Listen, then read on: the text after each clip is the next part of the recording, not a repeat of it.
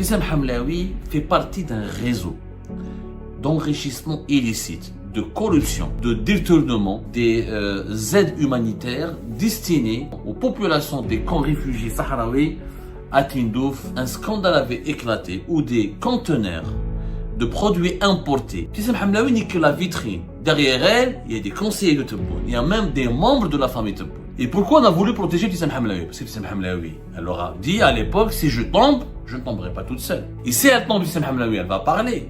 Qui lui a laissé, qui lui a donné l'idée, qui a été son complice, qui la protège? Ibtissam Hamlaoui, elle parle au nom du fils, de l'un des fils d'Abdelmajid Tebboune. Et d'ailleurs, Abdelmajid Tebboune, elle l'appelle le Hajj. À chaque fois qu'elle est reçue par un wali ou par un haut responsable de l'État, elle lui dit le Hajj wa yusallim alayk. Le Hajj wa yqul lak. Elle utilise délibérément une posture qui affirme une proximité personnelle avec Abdelmajid Tebboune. L'un des membres de la famille de Tebboune aurait été cité et aurait été impliqué par Ibtissam Hamlaoui. C'est pour ça qu'on la protège. Parce qu'elle a des complicités de très haut niveau. Parce que personne n'a intérêt à ce que Ibtissam Hamlaoui chute, tombe. Tout le monde veut la protéger. Tout le monde a intérêt à ce que Ibtissam Hamlaoui ne parle jamais. Ibtissam Hamlaoui fait partie d'un réseau d'enrichissement illicite, de corruption, de détournement, de financement qui ont été accordés, de financement public et étranger, qui étaient censés être dédiés, qui ont été censés être consacrés à financer des aides humanitaires destinées à certaines catégories de la population algérienne et surtout aux réfugiés ou à la population, aux populations des camps réfugiés sahraouis à Tindouf, dans le sud-ouest algérien. Hier, on vous a expliqué, à travers des révélations, encore une fois, détaillées, qui sont vérifiables, nous avons donné des noms, qu'en juillet 2023, un scandale avait éclaté où des conteneurs de produits importés exonérés de droits de douane, et donc sur lesquels le Croissant Rouge algérien n'a pas payé le moindre prélèvement fiscal ou la moindre taxe douanière. C'est pour ça que je parle d'exonération douanière. Le Croissant Rouge algérien, il a un énorme avantage. Comme il est une institution prestigieuse et placée directement sous la tutelle à la fois indépendante et liée au gouvernement algérien, et comme c'est une institution qui est spécialisée depuis avant l'indépendance du pays dans le développement des actions de solidarité nationale et internationale et des aides humanitaires au profit des populations confrontées à des catastrophes naturelles, à des sinistres ou à des fléaux sociaux, à des grandes privations qui menacent leur dignité, leur pérennité, leur intégrité physique même, le Croissant Rouge algérien, il a la particularité d'avoir le droit d'importer depuis l'étranger un certain nombre de produits ou d'équipements qui lui permettent d'acheminer des aides humanitaires ou de concrétiser ou de réaliser ces actions de solidarité ou de mettre en place des dispositifs d'aide humanitaire. Donc tout ce qui est importé par le Croissant Rouge algérien, il est potentiellement passible d'exonération de droits douaniers.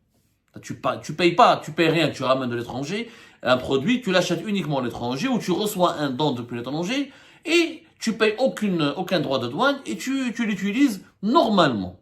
Normalement, tu l'utilises uniquement à des fins humanitaires. C'est pas ce qui s'est passé en juillet 2023. Le scandale, le véritable scandale qui fait trembler Ibtissam Hamlaoui et ses protecteurs. Parce que Ibtissam Hamlaoui, il n'est que la face visible d'un clan mafieux au plus haut sommet du pouvoir algérien qui utilise les budgets et les financements accordés aux aides humanitaires pour s'enrichir illicitement et pour faire des opérations de corruption, de blanchiment d'argent et de détournement d'argent. Ibtissam Hamlaoui n'est que la vitrine. Derrière elle, il y a des conseillers de Tebboune. Il y a même des membres de la famille Tebboune. Et je laisserai l'identité de ces membres de la famille de Tebboune pour la fin de l'émission. Ibtissam Hamlaoui, depuis son arrivée, entre mai 2022 et juillet 2022, nous avons comptabilisé 86 camions de produits importés par le Croissant Rouge algérien.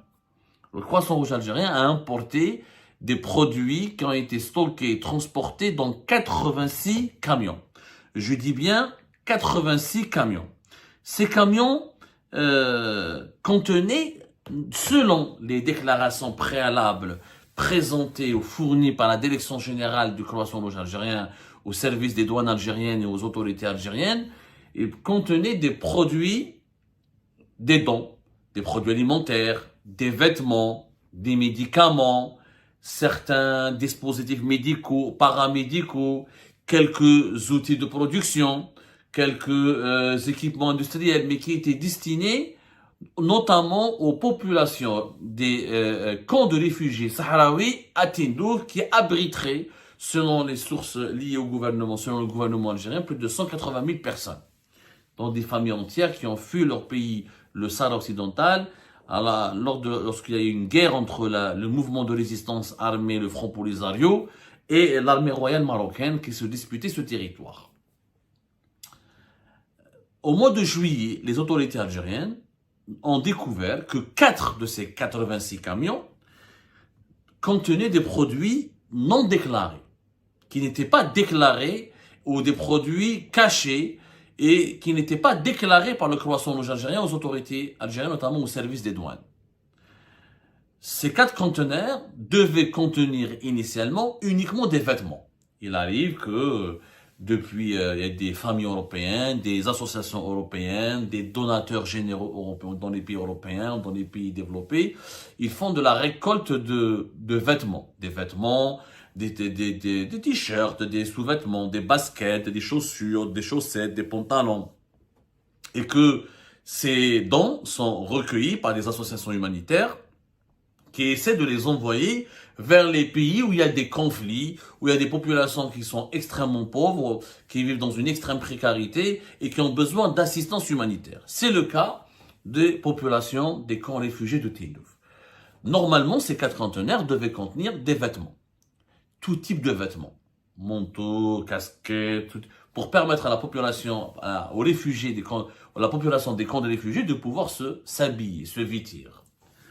Lors d'une opération de contrôle, les douaniers et les services accompagnés par les services de sécurité, suite à un signalement qui leur a été parvenu, je ne sais pas l'origine de ce signalement, en tout cas, il y avait une dénonciation qui a permis de perquisitionner ces conteneurs et de découvrir qu'il n'y avait pas que des vêtements, qu'il y avait peu de vêtements et que ces conteneurs contenaient essentiellement des pièces de rechange et des huiles pour les moteurs de voitures.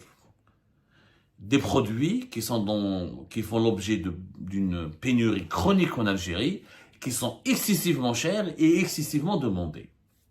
Ces 4 conteneurs n'ont jamais été destinés, n'ont jamais été acheminés, les produits de ces conteneurs n'ont pas été intégralement acheminés vers Tindouf, les camps de réfugiés. Hier, on a dit que c'était des pièces de rechange avec la complicité du Croissant Rouge sahraoui et de son patron Yahya Bouhbini. On l'a bien expliqué hier que une fois que le Croissant Rouge algérien fait parvenir supposément ses aides humanitaires, le Croissant Rouge sahraoui, complice avec Ibtissam Hamlaoui et le clan mafieux qui la protège, détourne ses aides, les récupère, ensuite il va alimenter, les redonner ou confier ses produits à la contrebande qui va les revendre sur les marchés informels depuis Tindouf et ensuite les acheminer ou les transférer ou les commercialiser sur des autres plateformes de marché informels dans les différentes wilayas du pays, notamment les wilayas de l'Oranie. Tout cela, on l'a bien expliqué. Aujourd'hui, je vous donnerai, j'essaie dans cette émission de vous donner d'autres détails. Ce n'est que 4 camions parmi les 86. Le doute est donc permis. Quels est-ce que les 82 autres camions qui ont permis au Croissant Rouge algérien de ramener des produits depuis l'étranger, est-ce qu'ils étaient légaux? C'est-à-dire, est-ce qu'ils contenaient des produits qui étaient conformes aux déclarations douanières du Croissant Rouge algérien? Le doute est permis et selon nos sources, aucune opération n'était légale. Le Croissant Rouge, depuis l'arrivée de Ibtissam Hamlaoui, le Croissant Rouge algérien avait mis en place un subterfuge qui consiste à arnaquer et tromper la vigilance des douanes algériennes en important des produits étrangers et dans les conteneurs, il y avait toujours quelques petites quantités de ces produits déclarés, mais en réalité, il y avait beaucoup plus de produits prohibés ou des produits interdits aux importations ou des produits non déclarés ou des produits qui font l'objet d'une pénurie chronique et sévère sur les marchés algériens. Le croissant rouge sahraoui, il est complice puisque ces produits, où ils sont stockés dans des dépôts appartenant et gérés par le croissant rouge algérien, où ils sont une partie de ces produits transférés parce que le croissant rouge algérien doit absolument, il fait des communications, il fait des reportages, il convoque la presse, il prend des photos pour justifier la bonne provenance de ces dons humanitaires et le bon usage de ces dons humanitaires. Il doit faire des opérations de communication pour rassurer les donateurs étrangers ou les donateurs nationaux, leur dire ne vous inquiétez, on est professionnels, on est vraiment des gens nobles et des gens bienveillants, on est professionnels jusqu'au bout, ce que vous nous donnez comme dons, on les transfère jusqu'au camp de réfugiés. Une fois au niveau des camps de réfugiés, malheureusement, ce n'est pas la population de ces camps qui en profite, puisqu'une partie, elle est détournée, revendue au niveau du marché informel, puisqu'on ne montre pas à la télé les pièces de rechange, etc. On montre quelques vêtements, quelques habits, etc. Et où il y a quelques produits alimentaires, ou quelques médicaments, etc. Les produits déguisés, non déclarés, ou cachés, ou dissimulés dans les conteneurs, à côté de ces dons, de ces produits, de ces aides humanitaires, pour leur part, ils sont détournés, à Alger en partie, mais une deuxième partie à Tindouf, dans les camps de réfugiés, avec la complicité des membres du Front Polisario et du Croissant Rouge sahraoui et de son patron, Yahya Bouhbini, que nous avons cité hier. Quand les services de sécurité ont découvert ces 4 conteneurs, le scandale a éclaté. Une première responsable avait été arrêtée, c'est Ratiba Achour, qui travaille à la direction des relations extérieures ou des opérations extérieures du Croissant Rouge algérien. Les opérations de coopération internationale et les opérations extérieures du commerce du Croissant Rouge algérien. Ratiba Achour était le bras droit d'Ibtissam Hamlaoui. Mais par enchantement et par miracle, la justice algérienne et le gouvernement algérien va adopter une stratégie de communication totalement extravagante et choquante.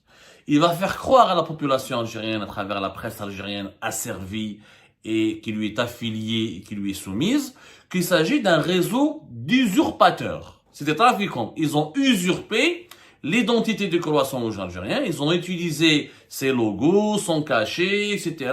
pour tromper la vigilance, pour tromper les douanes algériennes et les autorités algériennes et pour amener des produits étrangers importés, frauduleux ou non déclarés.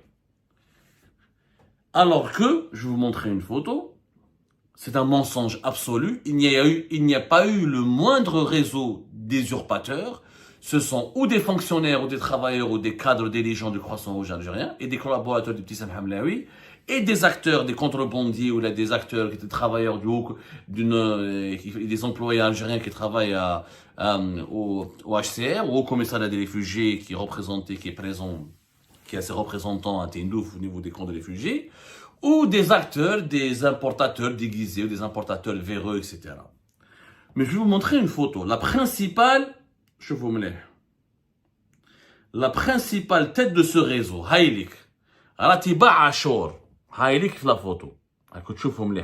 Elle est à côté d'Ibtissam Hamlaoui. La photo est très claire. Cette photo a été prise le 3 juillet 2025. Le 3 juillet 2023.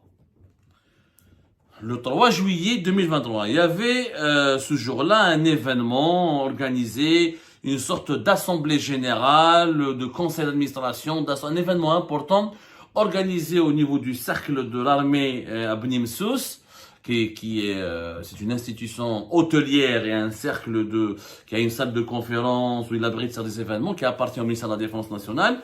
Mais ça lui arrive d'abriter des événements de d'autres institutions officielles liées directement au gouvernement algérien, comme par exemple le Croissant Rouge algérien.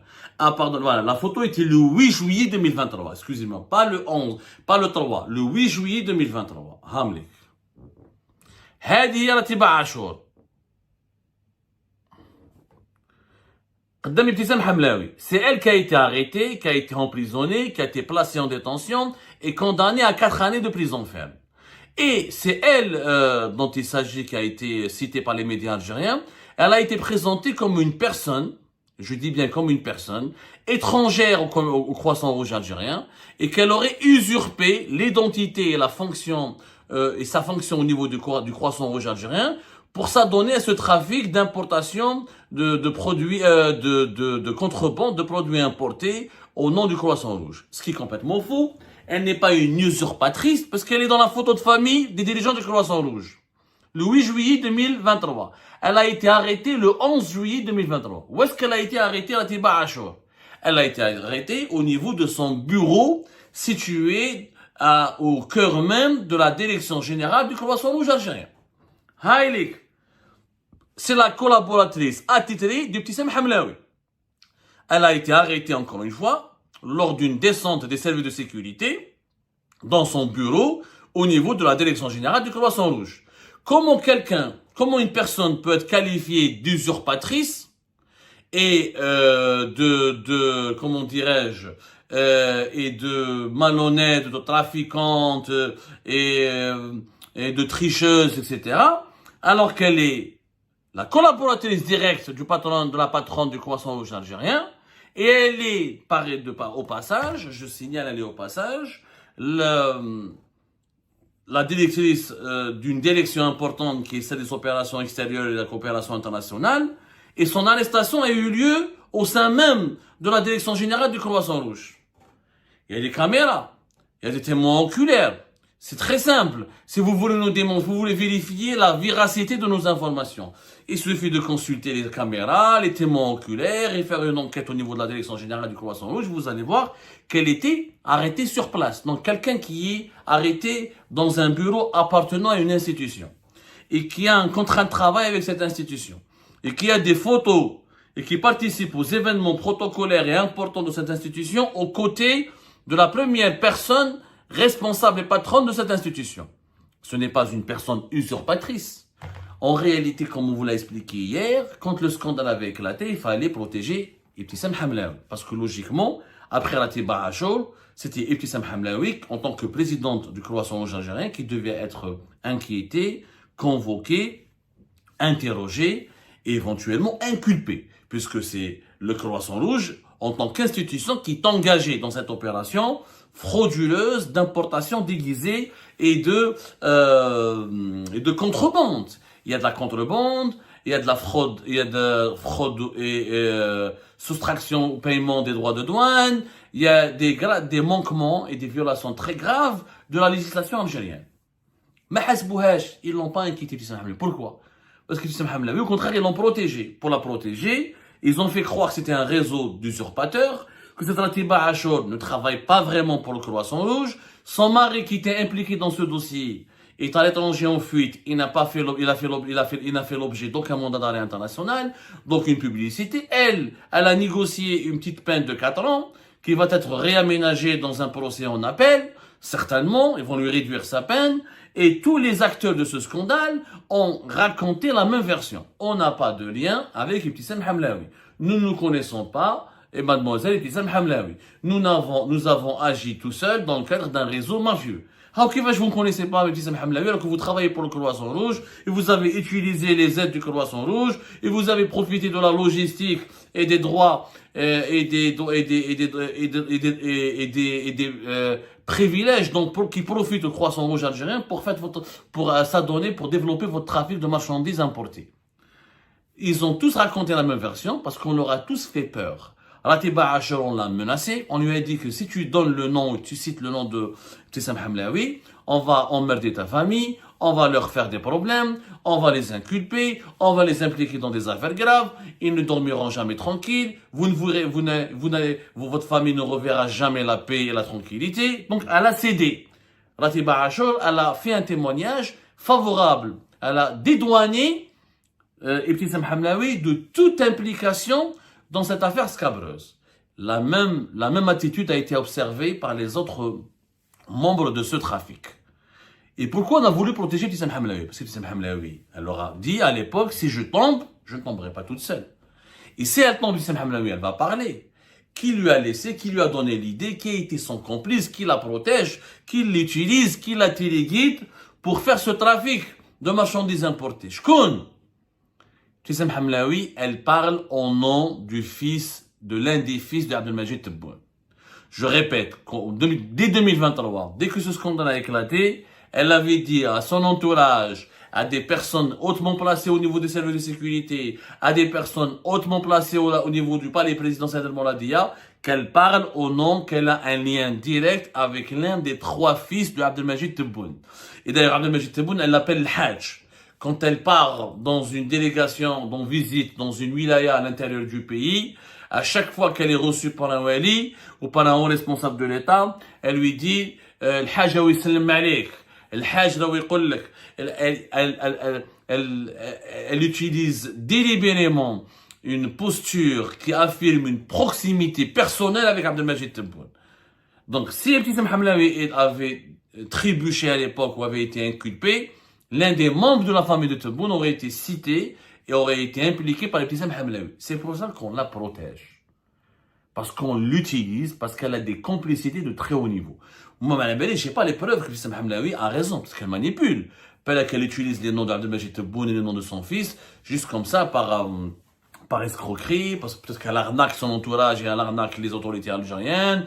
Peut-être qu'elle elle se cache derrière le Abdelmajid Tebboune et l'un de ses fils pour effrayer, pour se protéger, elle l'utilise comme bouclier. Peut-être qu'elle est en train de bluffer. C'est possible.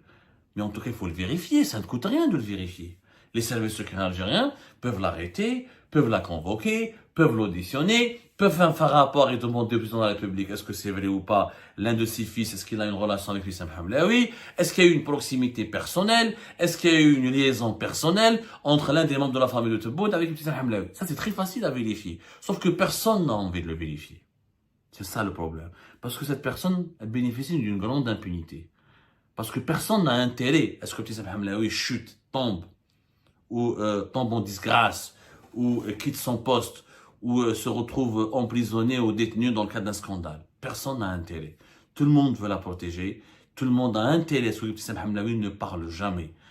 Puisqu'apparemment, le jour où elle va parler, ça risque de soulever d'immenses vagues qui pourront provoquer un tsunami politique dans cette nouvelle Algérie de Tebboune. Eh ben, c'est la fin de cette vidéo, les amis. Je vous remercie comme d'habitude pour avoir suivi jusqu'à la fin. N'oubliez pas de nous laisser vos commentaires et vos réactions sur la vidéo et de vous abonner à la chaîne si vous n'êtes pas encore abonné. Et merci aussi pour vos commentaires et vos discussions très animées dans la section des commentaires.